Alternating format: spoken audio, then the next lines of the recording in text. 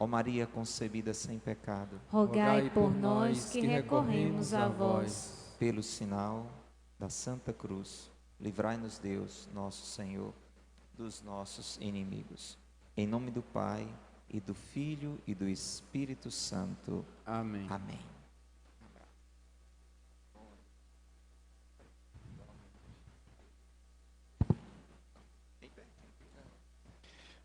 Boa noite, irmãos, boa noite, irmãs.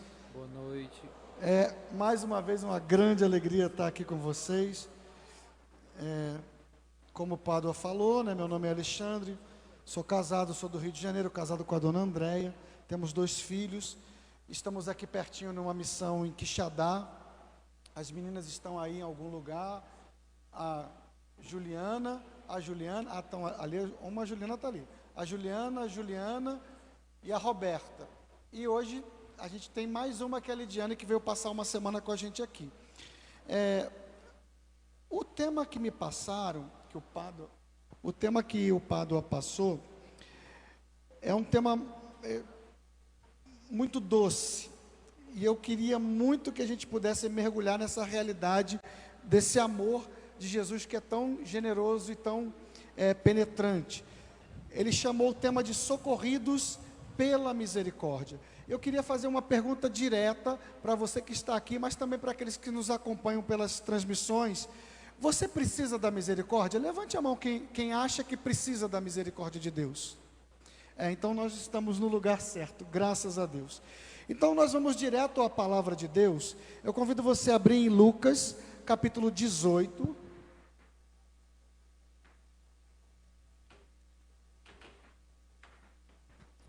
Lucas 18, o versículo é do 9 até o 14.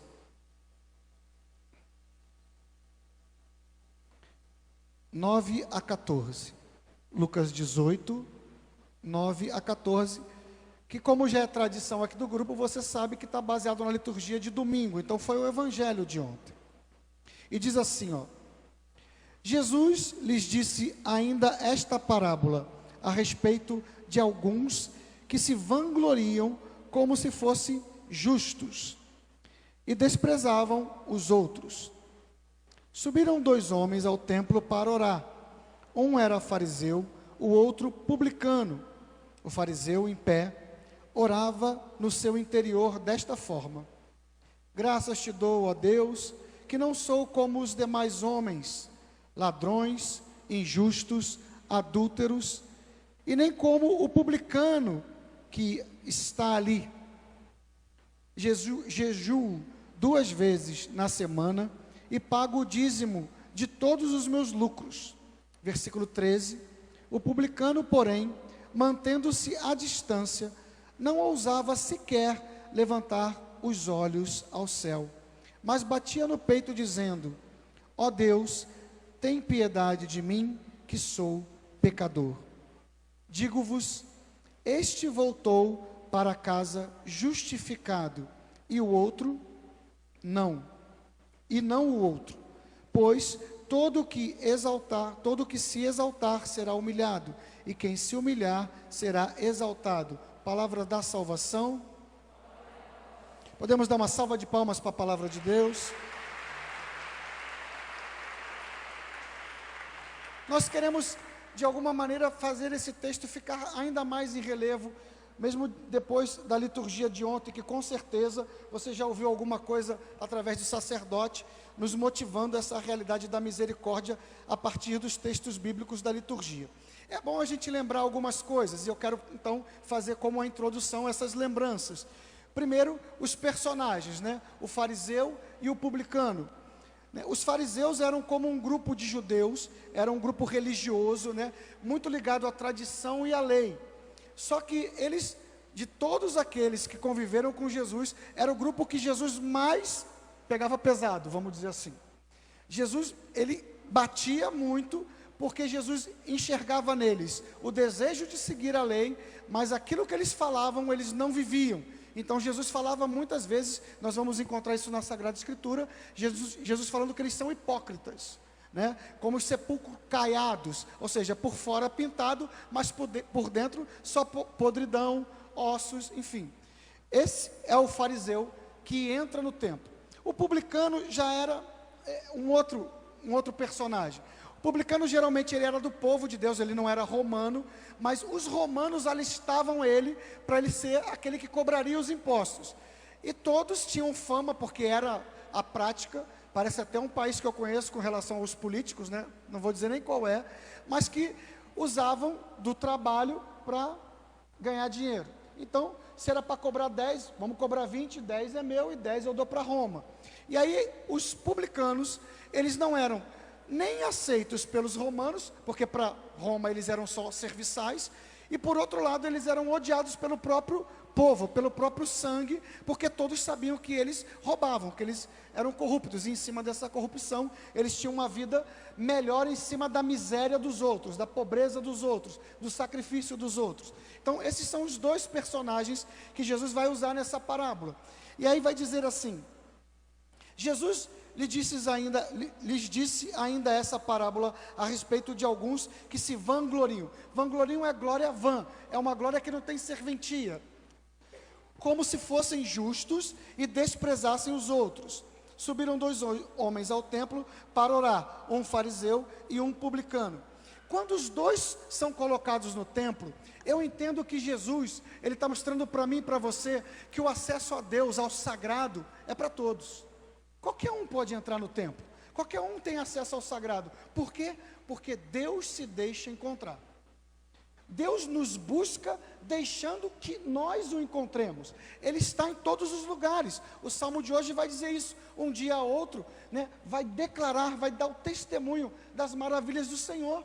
E ele ainda vai falar, não é uma linguagem que não se pode conhecer. Se você estiver atento, quando você acorda, você vai poder dizer, obrigado Senhor, porque eu acordei e não depende de mim. Deus podia não deixar a gente acordar hoje. Ele deixou. Ele quis você hoje. Ele me quis nesse dia. Então ele está falando assim, claramente, olha, a graça, a realidade da santidade, o sagrado, está acesso a todos. Tem acesso, todos podem entrar. Se a gente pega uma passagem paralela, por exemplo, em Mateus, tem um trecho que vai dizer assim, ó. Vosso Pai do céu faz nascer o sol, tanto sobre os maus como sobre os bons, e faz chover sobre os justos e sobre os injustos. É a conclusão, está em Mateus 5,45, de um ensinamento das bem-aventuranças, onde Jesus vai dizer assim, para você ser igual ao seu Pai, você tem que fazer isso. Ele faz chover sobre bons e maus, faz o sol nascer sobre injustos e sobre justos. Então, Deus acolhe a todos, né? Ele está escancarado a todos. No versículo 11, ele continua a parábola. O fariseu de pé orava no seu interior desta forma, graças te dou, ó Deus, que não sou como os demais homens, ladrões, injustos e adúlteros, e nem como o publicano que está ali. Assim, é uma prática que, às vezes, a gente se pega fazendo. A gente entra na igreja, a gente faz algo que esse publicano faz. E há um perigo, o perigo da comparação. Nós vivemos num mundo que quase desde quando nós nascemos, nós somos comparados. Nasceu, o que alguns falam? É a cara do, ou a cara da, já está comparando. Eu sempre acho que a criança tem a cara dela mesma. Mas a gente vai comparando, mal nasceu, parece com quem? O nariz é de quem? Os olhos é de quem? Aí você cresce, aí você tem irmãos, qualquer um entra, qualquer um entra, está aberto a todo mundo. Então vai lá, você tem um irmão, se teu irmão tira nota maior, o que os pais fazem? A teu irmão tira nota boa. Se tem um primo ou uma prima que passa numa prova para não sei aonde, viu? Fulano estudou e passou. É sempre comparações, cara. E a comparação, aí aqui eu acho que a gente começa, realmente é uma colaboração a partir dessa pregação. A comparação é a porta de entrada para o julgamento. Porque eu começo a comparar, eu começo a me colocar em uma posição para julgar as pessoas. só por causa da comparação. Então eu olho a roupa e fulano não está boa para a missa hoje. Essa roupa não é roupa de missa. Aqui tem roupa de missa? Não? Lá no Rio tem. Às vezes a gente põe a roupa só para se embelezar, para ir para a missa. Então tem roupa de sair, tem roupa de missa e tem roupa de ficar em casa. E a gente fica reparando na pessoa. Isso nos nossos amigos e amigas, que dirá ser um pobre que entra, né? Que vem ainda mais, né, de uma posição mais humilde ainda. Quantas vezes, aqui nunca aconteceu, mas lá no Rio às vezes entra um bêbado na igreja, aqui nunca, né? E a preocupação, aonde ele vai? Vai sentar aonde? Vai atrapalhar o padre? A gente começa a fazer, pelo olhar, uma comparação, mas também, olha o jeito que ele está. A gente não sabe a história dele. Pelo que eu entendo, o alcoolismo é uma doença, e doença precisa de tratamento. E doença, eu acredito que se eu perguntar aqui, quem quer ficar doente? Levanta a mão, eu trouxe doença para vocês. Alguém vai levantar? Ninguém quer ficar doente. Pode ter certeza que também ele não queria estar doente. Mas a gente olha o quê? O externo. A gente vê o externo e por causa do externo nós fazemos comparações com as pessoas. E nós entramos então na porta do julgamento. E quando nós entramos pela porta do julgamento, é uma coisa tão sedutora e terrível que o julgamento me faz querer ser até Deus. Porque aí eu começo a dizer o que é justo e o que não é justo para os meus irmãos. É uma porta que a gente não precisa e não deve entrar. Nós não precisamos e nós não devemos nos comparar com os outros. No caminho da igreja e no próprio mundo, a gente vê alguém que a gente sabe claramente que não vive uma vida em Deus, a gente fala, mas fulano prosperou. Eu faço tudo direitinho que Deus me pede. E olha o aperto que eu passo, anos e anos e anos. Comparou e começa a julgar. E aí a gente vai achar-se injustiçado da parte de Deus. Bom, o Senhor vai nos ensinar em 1 Samuel 16:7, algo muito maravilhoso. Ele vai dizer assim: o que o homem vê não é o que importa. O homem vê a face, o Senhor olha o coração. Eu não tenho como, olhando o Pádua, entender tudo o que está passando no coração do Pádua. Então eu não posso julgar o Pádua, porque eu não sei aquilo que está dentro dele que pode estar fazendo o externo apresentar algo que eu não goste, que eu não compreenda. Agora, Deus não, Deus olha o coração do Pádua, Ele vê a face também, mas Ele vê a face, mas Ele vê além do que eu e você conseguimos ver. Ele vê o coração. Essa passagem é uma puxada de orelha que Deus dá em Samuel, que foi ungir o novo rei de Israel, e aí começou a passar os filhos, né? Me esqueci o nome dele agora, ai meu Deus. O pai de Davi é? Oi? Não, o pai de Davi. Tudo bem, não tem problema. Ele passa os filhos todos. E o primeiro que passa é o mais velho, é o primogênito, é o mais forte, é o caçador. Ele fala assim, o profeta Samuel, é esse. Aí Deus fala assim, não te deixes impressionar pelo belo aspecto, nem pela alta estatura, porque eu o rejeitei. Ele olhou só a carcaça, só o externo, e porque ele só olhou o externo, ele falou assim, esse é digno, esse é o próximo rei de Israel. Nós fazemos essas comparações, esses preconceitos, e acabando dando mais valor a esses, que sempre nos parecem melhores, e desvalorizamos sempre aqueles que nos parecem piores. Deus não faz isso. Deus olha o interior, Ele não olha só o externo, e por isso Davi foi o escolhido. Davi foi escolhido porque não peca, porque nunca iria pecar? Não, ele também peca, ele também pecou depois de ser ungido, mas ainda assim, Deus conhecendo tudo que estava no coração de Davi, Deus o escolheu. E aí depois, vendo a história de Davi, a gente percebe que Deus escolheu certo, porque Davi, quando peca, ele assume o pecado, que é o Salmo 50. Quer dizer, não foi só esse o pecado de Davi, mas foi aquele que mais, né, que grita, né, aquele que é mais falado. E aí, por causa do pecado que ele cometeu, Davi faz a parte dele. Ele se reconhece como de fato ele é, um pecador necessitado de Deus.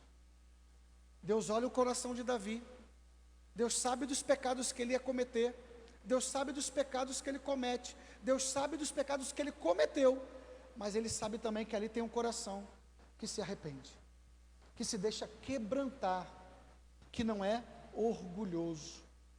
E por isso, unge-os, eu escolhi, é esse. Irmãos, versículo 13, diz assim: o publicano, porém, mantendo-se à distância, não ousava sequer levantar os olhos ao céu, mas batia no peito dizendo: ó Deus, tem piedade de mim, que sou pecador. Versículo 14, o Senhor vai dizendo: digo-vos, este voltou para casa justificado. O que é voltar para casa justificado? É voltar para casa tornado justo. Algumas traduções podem até dizer tornado santo. Ele é justificado. Então, uma coisa que eu entendi nesse texto de hoje: a misericórdia é para todos, sim, para todos nós. Deus dá acesso a todos nós. Quando nós falamos Deus se deixa encontrar, se Deus é a misericórdia dá acesso a todo mundo. Qualquer um pode entrar e tocar na misericórdia. A misericórdia é para todos, mas só os pequenos, os humildes, os pobres tomam posse dessa misericórdia. Ou então, só aqueles que se fazem pequeno, que se fazem pobre, que se fazem humilde, tocam e tomam posse da misericórdia. O orgulhoso não faz isso, porque ele nunca se reconhece necessitado. Para que Deus? Eu dou meu jeito. E quando a gente não se reconhece necessitado da misericórdia de Deus, da sua graça vindo da nossa vida, é porque a gente acha que podemos ser deuses da nossa própria vida, que foi a tentação de Eva, na verdade a tentação da serpente para Adão e Eva: coma do fruto que vocês serão igual a Deus. O que é a tentação ali naquele momento? A gente pode ter várias visões, viu? Eu vou dar uma visão de acordo com a nossa pregação. A serpente fala com Eva para que ela possa comparar Deus com ela. Ele fala: ele sabe que se você comer do fruto você vai ser igual a ele, porque agora você não é. Eva olha: ele é Deus, por que só ele é Deus? Por que só ele é que pode dizer o ordenamento das coisas? Comparou, julgou e falou assim: eu quero ser que nem ele. Por quê? Porque não é justo eu ser o que eu sou e ele ser Deus. Comparou, cresceu na soberba, comeu do fruto, porque agora eu vou ser Deus da minha própria vida. Queridos, pela ótica do não aceitar a misericórdia, eu me torno grande e eu dispenso a Deus. Eu não quero mais Ele, eu não preciso mais dEle. Toda vez que a gente peca, nós estamos dizendo isso a Deus: eu não preciso de Ti, eu não preciso das Tuas ordens, do Teu amor, porque eu dou conta de ser Deus da minha própria vida. Eu estou dizendo não a Deus, eu estou dizendo não à misericórdia, porque eu sou grande demais. Agora, se a gente faz o caminho inverso, não, eu não vou fazer aquilo que Deus pede para que eu não faça. Por quê? Porque eu dependo mais dEle do que da minha própria vontade. Aí a misericórdia de Deus cai no teu colo. Nenhum de nós, já concluindo, para a gente preparar o nosso coração para aquilo que vai ser o mais importante da noite. Teve missa? Então, o mais importante da noite, que vai ser a presença do Senhor sacramentado aqui no nosso meio. Deus sabe o que eu faço de pecado hoje. Deus sabe o que eu pequei ontem e em toda a minha vida. Deus sabe tudo de pecado que eu vou ter lá na frente. E por que Ele me perdoa? E aí eu concluo justamente com a realidade da misericórdia, mas não pelas minhas palavras, pela bula da misericórdia, que foi lançada no ano da misericórdia, no jubileu da misericórdia. O Papa fez uma bula, um documento falando sobre a misericórdia. E olha só o que ele coloca: a misericórdia não é contrária à justiça, mas exprime o comportamento de Deus. Olha um parêntese aqui: por que Deus faz chegar a misericórdia em nós? Porque é comportamento próprio dele. porque simplesmente Deus é a misericórdia. Ele só vai se comportar desse jeito. Então ele está falando aqui, a misericórdia não é contrária à justiça, mas exprime o comportamento de Deus para com o pecador, oferecendo-lhe uma nova possibilidade de se arrepender, converter e acreditar. Se Deus se detivesse na justiça, deixaria de ser Deus. Seria como todos nós homens que clamam pelo respeito da lei, mas que nós mesmos não cumprimos. A gente quer a lei para os outros é que tem que nos amar, os outros é que tem que ser santos. Agora a gente que tem os mesmos pecados, as mesmas falhas, os mesmos limites, aí para nós, aí não, a lei não, a lei é para os outros. E ele continua, por isso Deus, com a misericórdia e o perdão, passa além da justiça. Isso não significa desvalorizar a justiça, ou torná-la supérflua. Antes, pelo contrário, quem erra deve descontar a pena, ou seja, deve pagar a pena. Errou, tem que pagar a pena. Só que isso não é o fim, mas o início da conversão, porque se experimenta a ternura do perdão. Deus não rejeita a justiça, Ele a engloba e supera num evento superior. É superior, supera mesmo, viu gente? Eu não estou lendo errado não, é aqui assim que está. É 2 vezes supera superando. É porque Deus é abundante, é transbordante nas suas medidas de misericórdia. Deus não rejeita a justiça, Ele a engloba, supera num evento superior, onde se experimenta o amor que está na base de uma verdadeira justiça. E qual o exemplo que ele dá depois desse texto? Ele pega aquela mulher, pega em adultério. Todo mundo sabe da história. A mulher pega em adultério e para provarem Jesus, levam aquela mulher até Jesus. Olha, ela foi pega em adultério. A lei de Moisés manda apedrejá-la até que ela morra. E você? O que nos diz? Você lembra do texto? Você lembra da passagem? Jesus em nenhum momento ele vai falar assim, vamos rasgar a lei. Aquilo que Moisés falou, vamos abandonar, vamos esquecer. Não. Ele sabe que aquela mulher, por conta daquele pecado, tinha que pagar a pena de morte por apedrejamento. Só que ele vai falar assim, aquele que não tiver pecado, atire a primeira pedra. E um a um foram deixando as suas pedras, até que ele ficou sozinho com aquela mulher. E aí ele pergunta para ela, cadê aqueles que te condenavam? Ninguém te condenou, nem eu te condeno. Vá e não peques mais. Aquela mulher sou eu. Aquela mulher é você. O nosso pecado, querido. Ainda que o mundo não fale de pecado, ainda que o mundo queira abrandar que o pecado é uma coisa normal, todo mundo faz. A paga do pecado é a morte, diz São Paulo, Romanos 6:23. O salário do pecado é a morte. Eu e vocês, todos nós merecíamos a morte, porque nós viramos as costas para a vida é Deus. Quando você se afasta da vida, naturalmente, consequentemente, nós recebemos morte. Jesus olhou para mim e para você, e naquela cruz, pagou por mim e por você. Se a gente então hoje pode se chamar de salvo, foi porque alguém olhou para mim, olhou para você e teve misericórdia. Ele falou assim, você merecia a morte, Alexandre, mas eu quero te dar uma nova chance. O meu amor te chama, vá e não peques mais. Eu termino aqui. Hoje o Senhor nos traz nesse lugar santo, onde a misericórdia está disponível para todo mundo, mas você veio, porque hoje Deus queria falar para você e para mim, sobre a misericórdia dele. Não é a nossa capacidade, Deus não ama mais a cada um de nós, ou menos, porque somos capazes ou incapazes. Ele ama porque ama, só porque o fogo queima, a água molha porque é água, o fogo queima porque é fogo. Deus ama porque é amor. Ele veio falar para mim e para você hoje, nada que você faça pode me fazer te amar mais, nada que você deixe de fazer pode fazer eu te amar menos? Porque eu te amo com tudo que eu sou.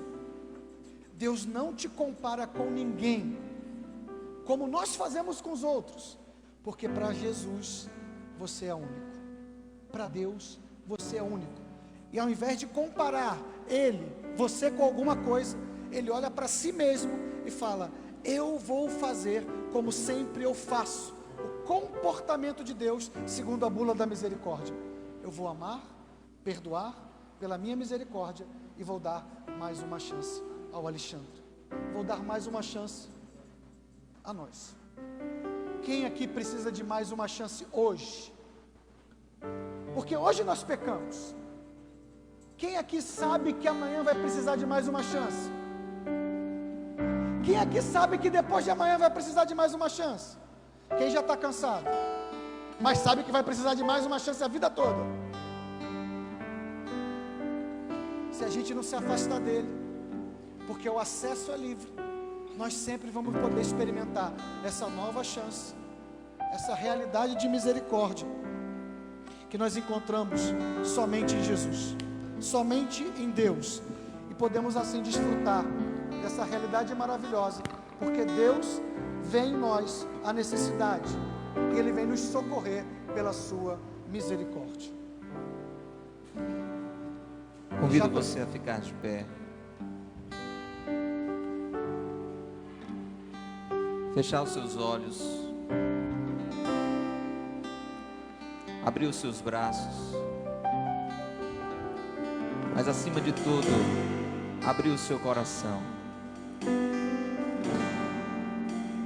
a esta misericórdia que se derrama sobre todos nós, sem exceção. Se você, diante de Jesus que vai ser exposto, deseja que o seu coração acolha todo o socorro que Deus quer derramar sobre a sua vida, diga com sinceridade, com voz forte, falando com Deus, diga: Senhor, cobre-me debaixo de tuas asas, cobre-me debaixo de tuas asas. Guarda-me, pois sei seguro estou em ti. Pois sei que seguro estou em ti. Não temerei nenhum mal. Não temerei nenhum mal. O meu coração firme está. O meu coração firme está. Pois no vale, no meio das dificuldades da vida, no meio das dificuldades da vida, no meio das aflições da minha família, no meio das aflições da minha família, a tua destra, a tua destra, o teu socorro, o teu socorro, a tua misericórdia, a tua misericórdia me sustentará. Me sustentará. Talvez você veio para esta igreja hoje, talvez você esteja na sua casa, talvez você esteja ouvindo pelo rádio com o coração cheio de medo. As situações muitas vezes nos sufocam, a ansiedade nos tira o fôlego com o que pode acontecer, até mesmo com o que está acontecendo. Proclame com confiança, diga: não temerei nenhum mal. Não temerei nenhum mal, porque o meu refúgio, porque o meu refúgio és tu, Senhor. és tu, Senhor. Cante abrindo o coração para receber o Senhor, nosso refúgio, meu refúgio, o seu refúgio. Cobre-me debaixo de tuas asas, debaixo de tuas asas.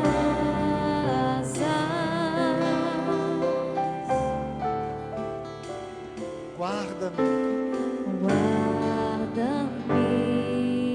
pois Pois sei seguro estou em ti. Pois sei seguro estou em ti. Não temerei nenhum mal. Não temerei nenhum mal. Teu coração firme está, pois no vale tua